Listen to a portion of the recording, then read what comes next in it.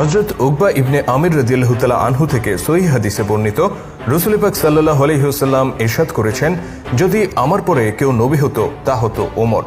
ইসলামে হযরত ওমর রাদিয়াল্লাহু তাআলা আনহুর অবস্থান কতটা সম্মানজনক জায়গায় তা রাসূল পাক সাল্লাল্লাহু আলাইহি সাল্লামের এই বক্তব্য থেকেই ধারণা করা যায়। তিনি ছিলেন ইসলামের মহান চার খলিফার একজন।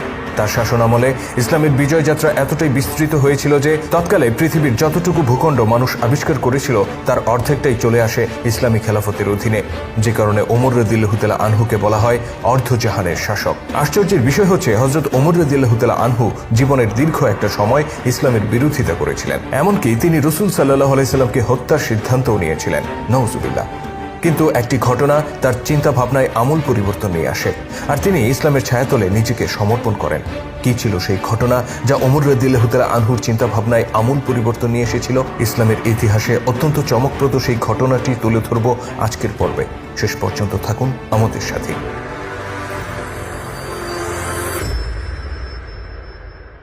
মক্কায় আল্লাহ নবী হযরত মুহাম্মদ সাল্লাল্লাহু আলাইহি সাল্লাম যখন ইসলাম প্রচার শুরু করেন, তখন হাতে গোনা কিছু মানুষ তার উপর ঈমান আনে। অধিকাংশ কুরাইশরাই রাসূলের বিরোধিতা করে আর তার সাহাবীদের উপর নির্যাতন করতে থাকে। এই নির্যাতনকারীদের মধ্যে একজন ছিলেন হযরত ওমর রাদিয়াল্লাহু তাআলা আনহু। তিনি ছিলেন একজন বিশিষ্ট কুরাইশ নেতা, যাকে মক্কার সবাই সমীহ করে চলত।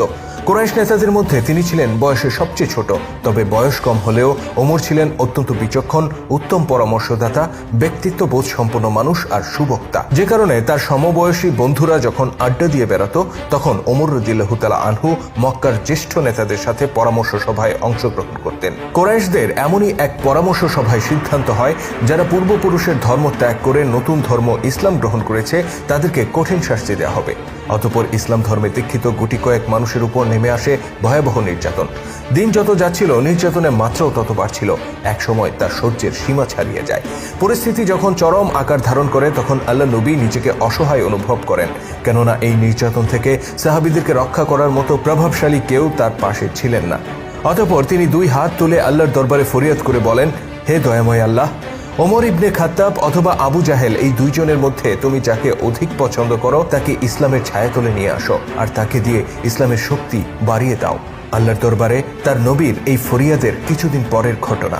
এত নির্যাতন করেও যখন ইসলামের প্রচার বন্ধ করা যাচ্ছিল না, তখন ওমর ইবনে খাত্তাব এক দুঃসাহসী সিদ্ধান্ত নেন। তিনি আল্লাহর নবীকে হত্যা করার উদ্দেশ্যে তরবারি নিয়ে ঘর থেকে বের হন। তার অভিযোগ ছিল, মুহাম্মদ সাল্লাল্লাহু আলাইহি সাল্লামের কারণে কুরাইশদের মধ্যে বিভক্তি দেখা দিয়েছে আর তারা নিজেদের মধ্যে মারামারি করে নিঃশেষ হয়ে যাচ্ছে। এই অবস্থায় মুহাম্মদ সাল্লাল্লাহু আলাইহি সাল্লামকে হত্যা না করলে কুরাইশরা ধ্বংস হয়ে যাবে। নাউজুবিল্লাহ। এমন ভাবনা থেকে ওমর ইবনুল খাত্তাব একাই আল্লাহর নবীকে হত্যার উদ্দেশ্যে রওনা হয়ে যান। কিন্তু গন্তব্যে পৌঁছানোর আগেই তার সাক্ষাৎ হয় নাঈম ইবনে আব্দুল্লাহর সাথে। হন্তদন্ত হয়ে ওমরের যাত্রার কারণ জানতে চাইলে ওমর তাকে জানান তিনি মুহাম্মদ সাল্লাল্লাহু আলাইহি সাল্লামকে হত্যা করতে যাচ্ছেন। এই কথা শুনে নাঈম তাকে কটাক্ষ করে বলে, ওহে ওমর, আগে তো নিজের ঘর সামলাও। আমি শুনেছি তোমার বোন আর ভগ্নিপতি তারা দুজনেই ইসলাম গ্রহণ করেছে। তার এই কথা শুনে ওমর যেন রাগে ফেটে পড়লেন। তিনি তৎক্ষণাৎ ছুটে গেলেন নিজের বোন ফাতেমার ঘরে। ওমর রাদিয়াল্লাহু তাআলা আনহু যখন সেখানে পৌঁছান, বোন ফাতেমা বিনতে খাত্তাব ও ভগ্নিপতি সঈদ রাদিয়াল্লাহু তাআলা আনহুর ঘরে তখন অবস্থান করছিলেন খাব্বাব রাদিয়াল্লাহু তাআলা আনহু, যিনি তাদেরকে কোরআনের আয়াত পাঠ করে শোনাচ্ছিলেন। ওমরের উপস্থিতি টের পেয়ে খাব্বাব দ্রুত লুকিয়ে পড়েন। ওমর রাদিয়াল্লাহু তাআলা আনহু ঘরে প্রবেশ করেই তার বোন ও ভগ্নিপতির কাছে জানতে চান, আমি যেটা শুনতে পেলাম তা সত্য কিনা? তোমরা কি পূর্বপুরুষের ধর্ম ত্যাগ করেছ? এই প্রশ্নের উত্তরে ফাতিমা ও সঈদ রাদিয়াল্লাহু তাআলা আনহা দুজনেই চুপ করে রইলেন। উত্তর না পেয়ে অগ্নিশর্মা ওমর ভগ্নিপতি সাঈদকে মারধর করতে শুরু করেন। ফাতিমা বিনতে খাত্তাব স্বামীকে বাঁচাতে এগিয়ে এলে ওমর রাদিয়াল্লাহু তাআলা আনহু তার গায়েও আঘাত করেন। তারা দুজনেই ওমরের আঘাতে বেশ আহত হন। অতঃপর ফাতিমা রাদিয়াল্লাহু তাআলা আনহা বলেন, তুমি যা শুনেছ তা অবশ্যই সত্য। আমরা আল্লাহ ও তার নবীর উপর ঈমান এনেছি। তুমি আমাদেরকে হত্যা করে ফেললেও আমরা আমাদের ধর্মবিশ্বাস থেকে সরে আসবো না। ফাতিমার এই উত্তর শুনে ওমর রাদিয়াল্লাহু তাআলা আনহু হতভম্ব হয়ে পড়েন, কেননা তার এই বোন কখনোই তার সাথে এভাবে কথা বলেনি, বরং তারা স্বামী স্ত্রী দুজনেই ওমরকে অত্যন্ত ভয় পেত। হঠাৎ কিভাবে তারা এতটা সাহসী হয়ে উঠল, ওমর রাদিয়াল্লাহু তাআলা আনহু যেন তার হিসাব মেলাতেই পারছিলেন না। নতুন ধর্মবিশ্বাসের প্রতি তাদের এই দৃঢ়তা দেখে তিনি কিছুটা নরম হয়ে পড়লেন, আর তার হৃদয়ে কিছু ভাবনা নাড়া দিতে লাগলো। অতঃপর শান্ত কণ্ঠে তিনি বললেন, তোমরা যা পাঠ করছিলে তা আমার কাছে নিয়ে এসো, আমি দেখতে চাই সেখানে কি লেখা আছে। কি সেই কথা যা তোমাদেরকে এত আত্মবিশ্বাসী করে তুলেছে? ফাতেমা বিনতে খাত্তাব রাদিয়াল্লাহু তাআলা আনহা ভাবলেন, আল্লাহর কালাম হয়তো ওমর রাদিয়াল্লাহু তাআলা আনহুর মনে পরিবর্তন নিয়ে আসতে পারে। তিনি বললেন, এটা আল্লাহ তাআলার পবিত্র কালাম, এই কালাম হাতে নিতে হলে তোমাকে অবশ্যই পবিত্র হয়ে আসতে হবে। অতঃপর ওমর রাদিয়াল্লাহু তাআলা আনহু গোসল করে এলেন আর ফাতেমা তার হাতে কোরআনের আয়াত লেখা কাগজটি তুলে দিলেন। সেখানে সূরা তোয়াহার কিছু আয়াত লেখা ছিল। ওমর রাদিয়াল্লাহু তাআলা আনহু সেই আয়াতগুলো পাঠ করছিলেন আর মুগ্ধ হয়ে পড়ছিলেন। তিনি যখন আয়াতগুলো পাঠ করা শেষ করেন ততক্ষণে তার মনে চলে আসে এক বিরাট পরিবর্তন। তিনি অনুভব করেন, আসমান ও জমিনে এই কথাগুলোর চেয়ে সত্য আর কিছুই হতে পারে না। তিনি তৎক্ষণাৎ বের হয়ে পড়লেন আল্লাহ নবীর গৃহের উদ্দেশ্যে। তবে একটু আগে যে মানুষটি যাচ্ছিলেন নবীজিকে হত্যা করতে, সেই মানুষটি এখন তার কাছে যাচ্ছেন নিজেকে তার কাছে সমর্পণ করতে। ওমর রাদিয়াল্লাহু তাআলা আনহু যখন রসুলের দরজায় কড়া নাড়েন তখন কয়েকজন সাহাবী সেখানে উপস্থিত ছিলেন। তারা তরবারি সহ ওমরের উপস্থিতি টের পেয়ে কিছুটা ভয় পেয়ে যান।